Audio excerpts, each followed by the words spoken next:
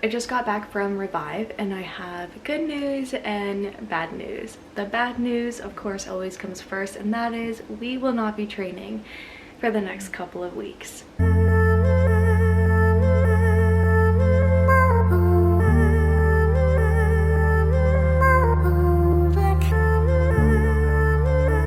The good news is that they were amazing and they were super curious and figured out what we think one of the sources might be.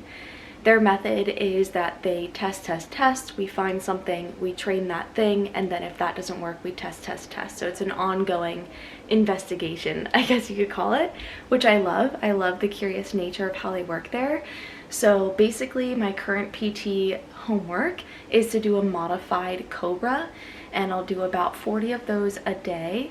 They believe at this point there was a lot of weakness in my right foot, surprisingly. So the strength difference between my left foot and my right foot was really big. So they think that it's connected to the foot, which might be connected to a nerve in my back. I had injured my back about 8 months ago and it kind of healed on its own. Didn't really bother me much, but I think with training as much as I am currently, with running 4 days and lifting 3 days, it kind of just irritated the whole system, causing the pain in the knee. So that's where we're at. It is what it is. I'm glad I went. I'm glad we're addressing it, and they are confident that I'll be able to be in good shape by the time the half marathon comes around. So overall, I guess it's pretty positive. I'm bummed. It's really strange for me to not be training. I don't know what to do with myself, to be honest with you. Once you get used to a certain schedule, I feel like sometimes it just feels really strange when you're not on that schedule anymore. So I am cleared to do a stationary bike, so I'll probably do that tonight, but my knee is really sore from testing today, so he said just to ice it, maybe take it easy. So tomorrow I'll probably bike, and then the most important part is doing my homework, and then I'll go back to see him on Friday for improvements, more testing, etc, etc. So that is the unfortunate update. But I'm glad I went. I'm glad we are starting to understand what's going on. It's definitely not a straightforward diagnosis, but the pain's pretty intense at this point. I mean, it's constantly probably at a 3, sitting up, standing out of a chair, painful, going upstairs, painful, any movement past 90 degrees, painful. So it's definitely starting to impact all areas of training. So very important to take care of, because like I said in the last video, my goal is not to just train for one half marathon, it's to train for the rest of my life and hopefully do even longer races and stuff like that. So it is what it is. I'll probably show you guys some of my PT, some of my training outside of that. But yeah, just want to share a little update. Another upside, I will say, another pro, another win. More reading time while I ice my knee. So I'll take that. I am flying through this book, you guys. I am definitely addicted. I know I talked about it in the last video, but I'm obsessed. I'm gonna read Sarah's other series as well, and I have a whole Pinterest board plus suggestions from all of you of different series to start. So huge upside, not mad about it.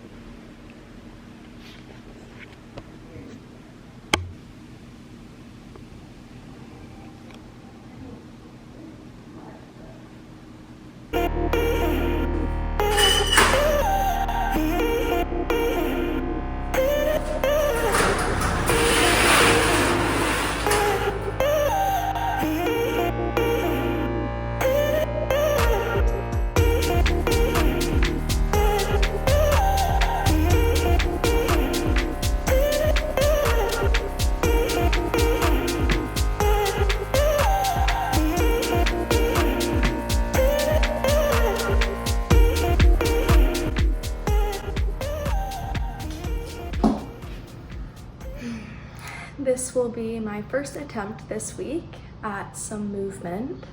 The PT has been rough, to say the least. I feel like we make progress in some ways, and then, you know, the next day a new issue arises, and I think it's just very interesting how the pain is moving around in my body. Obviously, as I stated earlier in the video and in last week's video, the pain was pretty centralized to my right knee. And when I went in, like I explained, we kind of identified that the back is likely the cause. Now, doing PT a few days, the pain is still in the knee, not as intense, so I'm really happy about that. I feel like we've made some progress on that front, but now a lot of the pain is in my right hip, to the point where it hurts to load and unload the dishwasher, put laundry away, get up and out of a chair. Any sort of bending motion is pretty painful.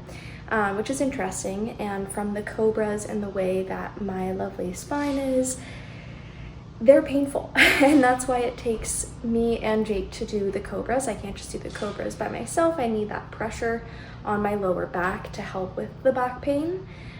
So yeah, it's been interesting and very challenging physically, of course, but I think more than anything mentally, not having my running and lifting and my normal things that, you know, I'm just used to having in everyday life. And it's really strange going from training every single day to not training at all and doing 40 modified cobras a day. So it's definitely been a challenge. So I'm gonna hop on the stationary bike just to feel it out, see where we're at, see the pain level, what I can do. I'm just really trying to get my heart rate up and keep some sort of physical fitness, and honestly looking forward to just sweating it out and hopefully having a successful 15-20 minutes on the bike.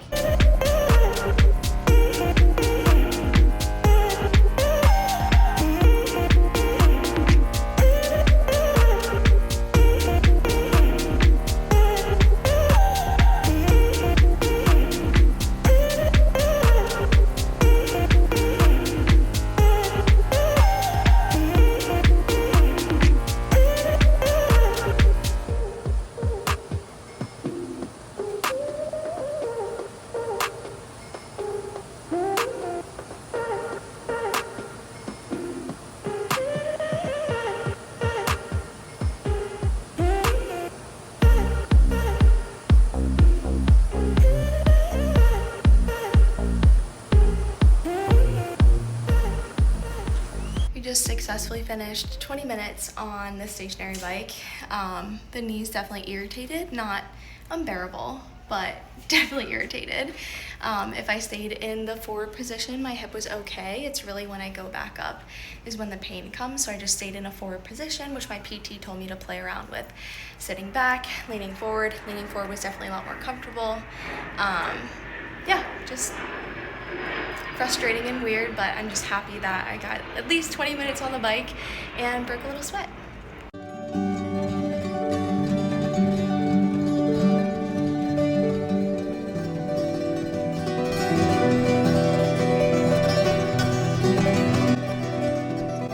All right, we are having some work done to the house. We're getting a mini split down in the garage, which I'm very excited about, and then some tuning up to the system we got on the house from a couple videos ago when I had the hole in the ceiling. I'm gonna get a whole new like HVAC system, so we're getting some of that just, I don't know, dialed in or whatever you want to call it. So Luna and I are in the bedroom for the day, kind of hanging out.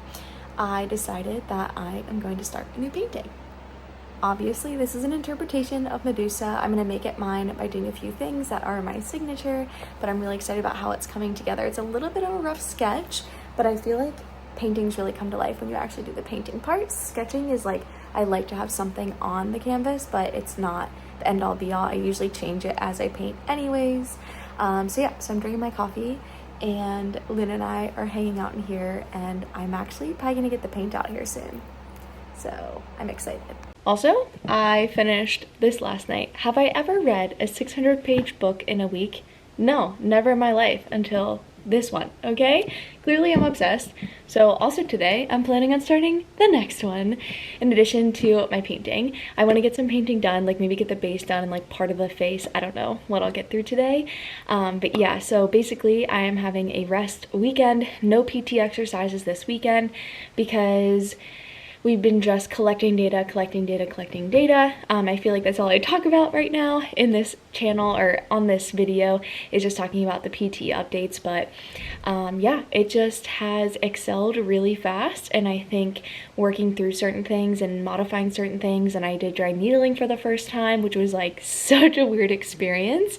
I don't know why in my head I thought it was like acupuncture. It's not. It's a lot more intense. So that was fun.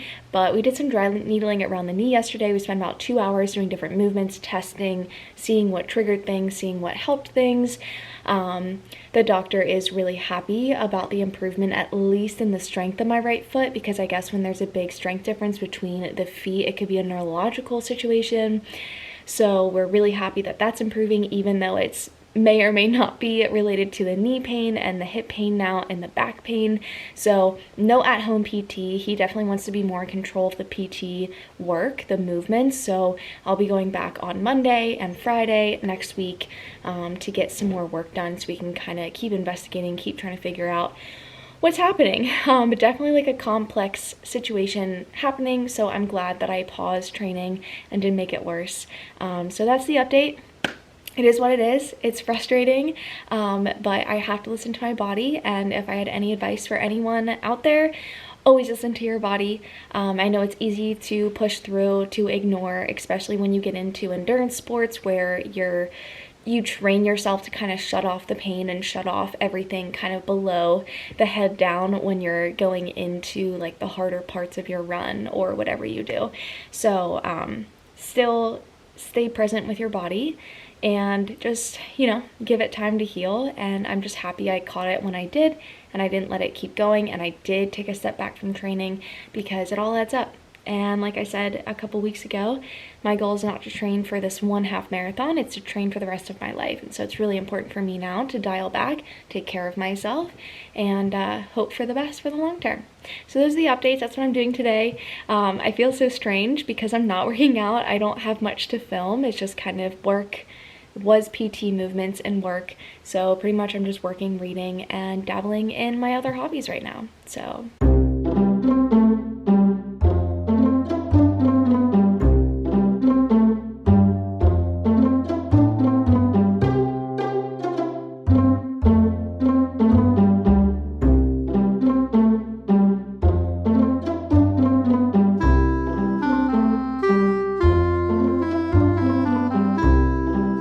something I thought would be fun to share that I got in this week were all of my lab results from my mid-year check-in through Function Health. I started using Function Health at the beginning of this year. It's $500 for the whole year, and at the beginning of the year is like the big test. You get a lot of blood drawn, and for women you get it drawn twice, once while on your cycle and then a week after you're done with your period. And I find that really, really a nice perk. So I wanted to share with you guys my blood results. I won't go into like all the details, but I think it's just fun to see. So I'll just do like a little screen record on my phone. But as you can see, like Function's really easy to use. There's clinician notes as well that kind of summarizes everything. But personally, I love the fact that I can go in and just read through everything. If you can't tell, I'm a big fan of Function. I'm really glad that I found it.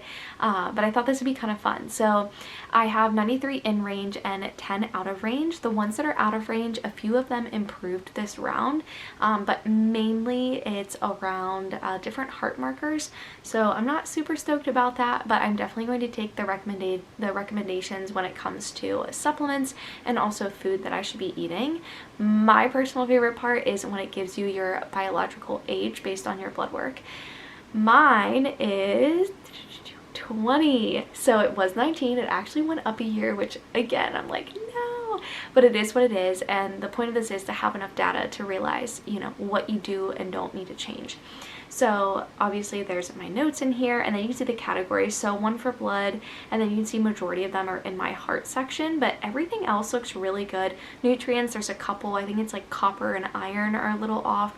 So again, things that I can definitely adjust. I was really happy to see that the stress and aging was good. Pancreas is good. I had pancreatitis back in 2019, so I'm really happy to see that my pancreas is functioning properly, which is really exciting.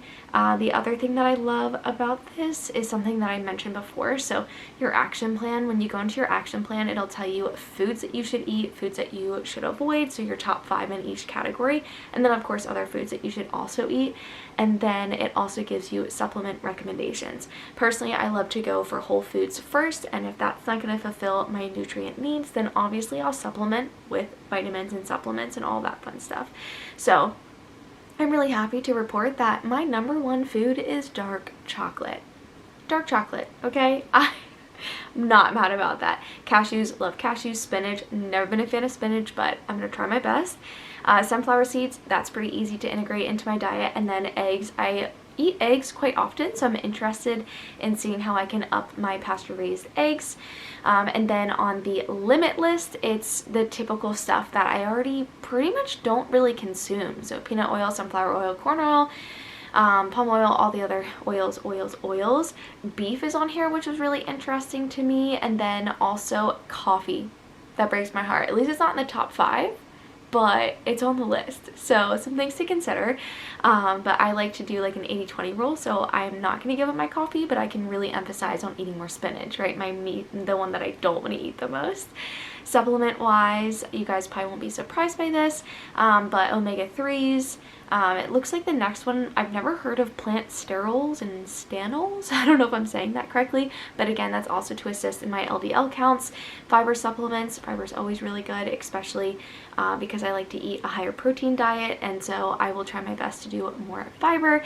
And then the coenzyme Q10, which is very closely linked to omega-3s. So those are my top 5, so I will highly consider, because I don't really eat a lot of fish. That's not something that's really in my diet much. So maybe I can have fish once a week or twice a week, get my omega-3 supplement in, and see by the beginning of this coming year, I'll check in on the other ones. They did recommend me doing a 2-month follow-up for the LDL counts, just to keep an eye on my pinker. So yeah, so I just want to show you guys how fun I personally think, and you can go really in depth. It tells you about every single marker, why it's important, and then specifically how yours is showing up, and it'll track. So maybe something that I can show you guys is I'll go back to my health, and let's see. So you can see my biological age went up, but something cool is like this one, for example. MCHC, you can see that it'll have my range, so where it went over time. So this one I'm still in range the whole time, but it did slightly drop. So it'll show you your data points, and then obviously over time, a couple years down the line, you can really watch your progress and see how your body is doing. So yeah, so I'm a little sad. I really thought that my biological age was going to go down just because I've added so much more movement into my life versus the first time that I got my blood drawn. But it is what it is. So I'm younger than at my calendar age, so I'll take that. But I started at 17 and now I'm at 20, so I'm going to work really hard to get back down even lower, because I know I mentioned this last time when I went for my blood draw, but the man across from me in the waiting room, he was turning 70 and his age on Function Health was 52, and I just, goals, right? I mean, absolute goals. So there's just some highlights from this week. Give me something to research and focus on while I'm dealing with some recovery stuff. So if you haven't heard of Function, check it out. I really like it. It takes the middleman out. Nothing against primary care physicians. It'd be great if you did Function and shared it with your doctor so you guys can go through the results together. But for me, this is a really great way to see everything myself and really digest and read and come up with an action plan. So yeah, just want to share that with you guys.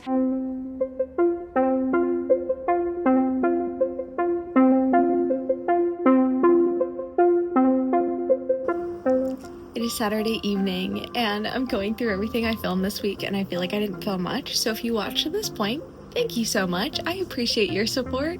It's been a bit of an off week for me, filming wise and just life wise, but we're trying to make the most of it, and I'm really enjoying, like I said earlier, indulging in my books, getting into painting, doing all my other hobbies, and just appreciating my body, because I know that it's fighting really hard right now and doing its best just as I'm doing my best.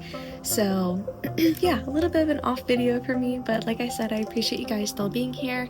Hopefully by the end of next week, maybe we'll have a little bit of movement in our lives, but I think for now it's pretty much just rest, and then work during my actual PT sessions with my doctor. Yeah, so that's pretty much everything. Thank you guys so much for watching. Like, comment, subscribe, do all the YouTube-y things, and I will see you guys next week. Bye!